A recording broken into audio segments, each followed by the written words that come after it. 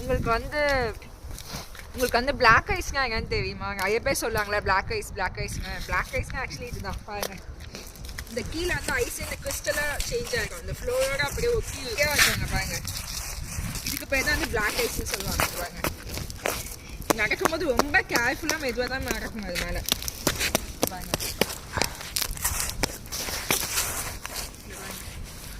அப்படியே நம்ம பாத்ரூமில் வந்து ஃப்ளோ ஸ்லிப்பையாக இருந்துச்சுன்னா வழுக்குச்சுன்னா எப்படி இருக்கும் அதே மாதிரி இருக்குங்க பாருங்க.